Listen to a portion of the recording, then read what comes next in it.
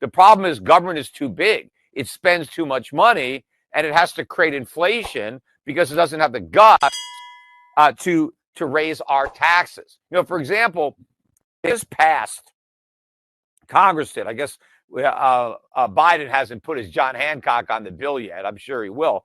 But the House just passed this $95 billion foreign aid bill. Where's the money coming from to cover the cost of the foreign aid? Nobody's appropriating any money to pay for this. We just voted for bigger deficits, right? The national debt, right, just goes up by almost $100 billion overnight on top of the other gains because we're going to give another $61 billion to the Ukraine on top of the, $75 billion we've already given them. What's that, $135 billion to $140 billion? That's serious money that we sent to the Ukraine. What did that money buy us? The deaths of thousands, tens of thousands of Ukrainians and Russians. I mean, the war is no closer to being won now than it was a couple of years ago. In fact, it's just closer to being lost. All we're doing is postponing the inevitable and driving up the fatality rates on both sides. This is real money. Where's it coming from? More inflation. In a recent analysis, economist Peter Schiff argued for more rate hikes in the U.S. economy, citing sustained inflation as a primary concern. He emphasized evidence such as soaring commodity prices and increased credit-fueled consumption over the past decade. Schiff asserted that previous rate hikes had failed to stem borrowing and spending, exacerbating inflationary pressures. Warning of the consequences, he highlighted how inflation has eroded purchasing power, leading many Americans to take on additional jobs. Schiff advocated for a solution centered on curbing government expenditures rather than relying solely on inflationary monetary policies. A year ago, when the talk of rate cuts was hot and heavy, when they were talking about 4 rate cuts, 5, 6, 7, 8, whatever it was, everybody was talking about all these cuts that were going to happen. And I kept saying, we're not going to get all these cuts, that inflation is not going to allow the Fed to cut rates all these, so many times.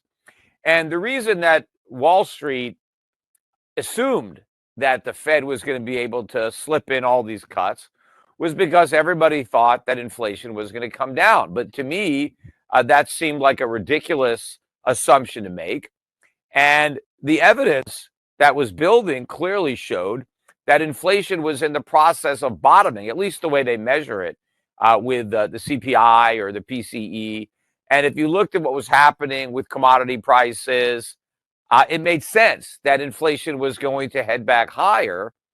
And of course, if you understand inflation, and I kept pointing it out on this podcast, that what was significant was the increase in credit that was driving the consumption, both government credit and household credit. Everybody was borrowing more and more and more so they can keep on spending. And so my point was that the rate hikes had been inadequate for the job. They hadn't bent that demand curve.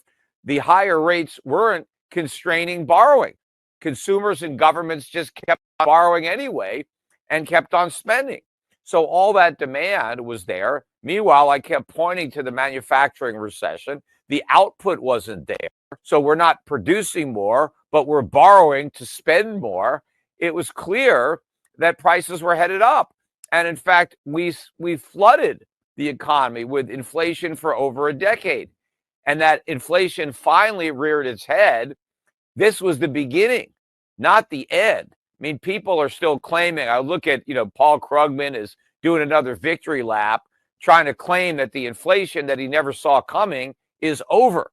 They're saying, it's just a one-time jump in inflation and now we're right back down. So no harm, no foul, which first of all ignores the fact that that one-time jump was significant. It was like a 30% increase in the cost of living.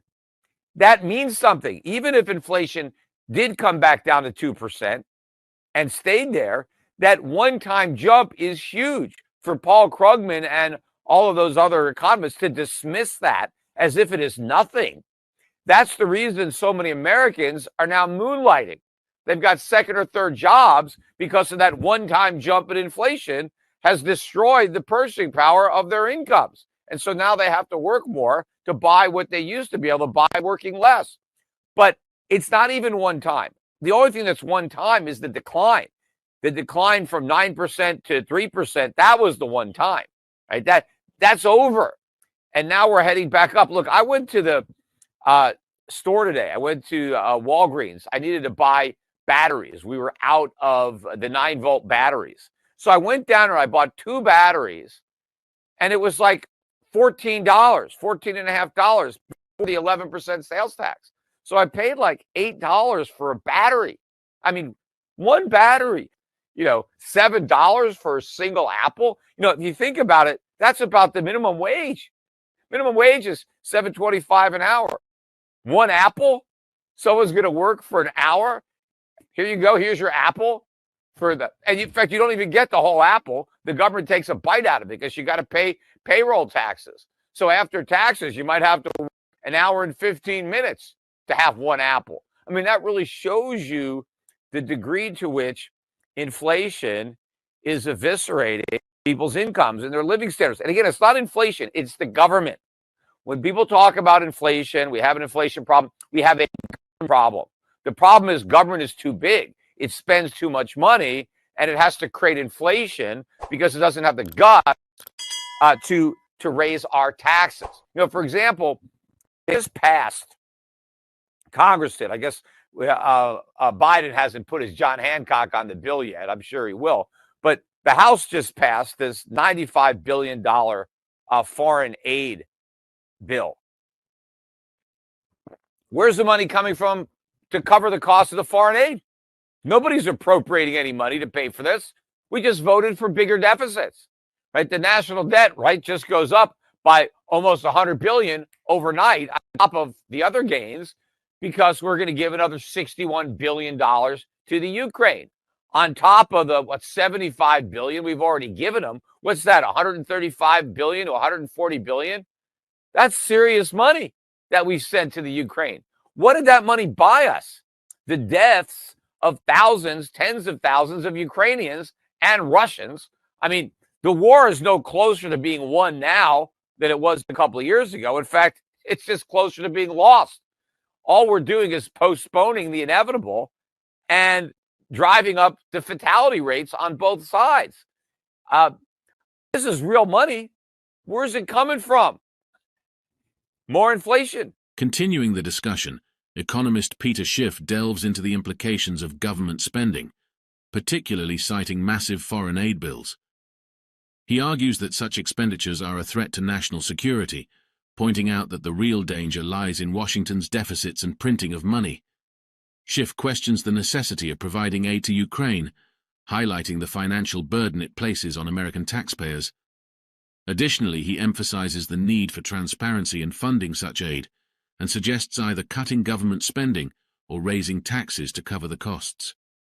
Schiff also discusses the stock market, noting a potential rotation from growth to value stocks amidst rising interest rates. That's the national security threat. I mean, supposedly we got to give money to the Ukraine because that keeps America safe. Because if we don't stop Putin at the Ukraine, well, the rest of Europe is there, and the next thing we know, it's World War III, right? So we can't appease Putin like they appeased Hitler, right? So we got to keep spending this money. The real threat to our national security is coming from Washington, D.C. It's the deficits that we're running up. It's the money that we're printing. That is the threat, not what's going on in the Ukraine. That is a problem for the Ukrainians. It's a problem for Russians who are dying, but it's not a problem for Americans. The problem for Americans is that we're paying for it all. And of course, we've got this blood on our hands if you want to ignore that, but we're paying for this. Look, assuming that politicians really thought this aid was necessary, and there's some Israeli aid in there, and I don't know, we gave money to other countries, although we're not even giving our own money because we don't have it. I mean, we're having to borrow money to give it away. I mean, which makes no sense. Sure, if we were swimming in surpluses and we wanted to share some of our surpluses, but we're already broke, right? We have no business giving aid to anybody when we need to aid ourselves. But if these politicians really believed that this was worth it, right, that we really need to give this money to the Ukraine, then pay for it. If it's worth doing, it's worth paying for. If we really need to do this, level with the American public and say, we got to send $61 billion to the Ukraine, so we got to raise your taxes to pay for it. Be honest. And if you're not willing to tell Americans they have to pay for the aid, then don't vote for it. The other way to pay for it is cut spending somewhere. Just make it, revenue neutral. So at least it's not extra, right? Cut something else. But no, the politicians that are voting for this aid don't think it's worth cutting any other government programs to pay for it. And it's not worth raising anybody's taxes to pay for it.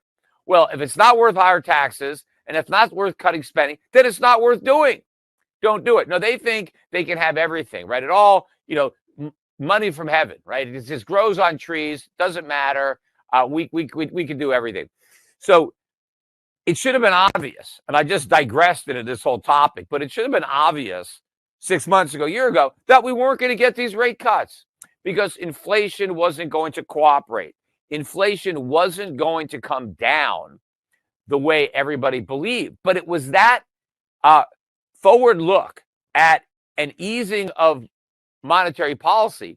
That's what was powering the Magnificent Seven, or Magnificent 5 or 6, because a couple of them, Tesla, started going down a while ago, while the other ones were still making new highs, riding the AI gravy train. But all the while that these rate cuts were being backed out and bond yields were rising, mortgage rates were rising, back above now 7 again. I forget what the 30-year rate is, but it's headed up there. But the stock market was really ignoring it. The NASDAQ was ignoring it because those are the stocks that are the most sensitive to interest rates. I've discussed it on the podcast before. The companies that are promising big numbers in the future, growth stocks, those future earnings are much more valuable today when interest rates are low. So when they're not low, when they're higher, those stocks should take a much bigger hit than, traditional value-oriented dividend-paying stocks that are paying right now, that have the earnings right now, and that are paying their shareholders. So for a while, these stocks kept going up, and I was like, this doesn't make sense. They've got to go down. They've got to break. Well, this week, or last week rather, was the week they broke, because you had this big divergence.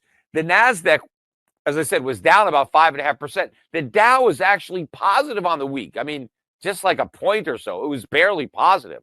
But what's significant is that it wasn't negative, and the NASDAQ held. So I don't think this is the end of a rotation.